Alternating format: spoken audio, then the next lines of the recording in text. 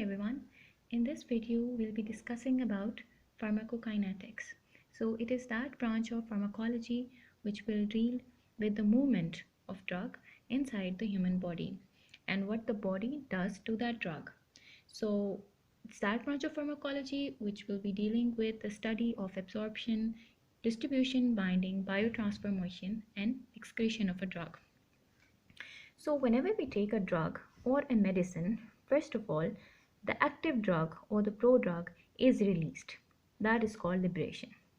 Then it is absorbed in the system. Now, when the drug enters the system, it is in a free drug form. This free drug will bind to either the proteins in the plasma, or it will, after binding to the proteins, the free drug can go to the therapeutic site of the action, where it is either in bound form or free form. Then some of the drug will go to the tissue reservoir, and a part of the drug will go to the unwanted site of actions. I'll give you an example later on in this video. So since some of the drug is biotransformed. What is biotransformation? Biotransformation is what the living system will do to a drug so that it is transformed from one chemical to the other. So after biotransformation, metabolites are released. These metabolites will be excreted. Some free drug will also be excreted directly by the system. So let's take an example of iron supplements. So basically we take iron supplements in the form of ferrous sulfate. So whenever we take the medicine, the ferrous sulfate is liberated from the actual medicine. For example, we take Fefol, the ferrous sulfate will be released from there.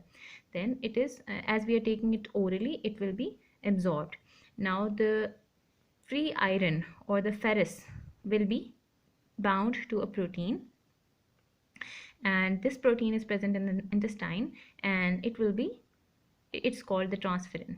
So after that it will travel to the therapeutic site of action, which is the bone marrow. So in bone marrow, RBCs would be formed, hemoglobin is formed here. So after that, some of this free drug will go in the tissue reservoir, which in this case would be liver. Now in liver, the iron is absorbed, is bound with ferritin, and it is stored in that form. And then some of this free drug, that is the iron, will go to the unwanted site, for example the brain, pancreas or the skin.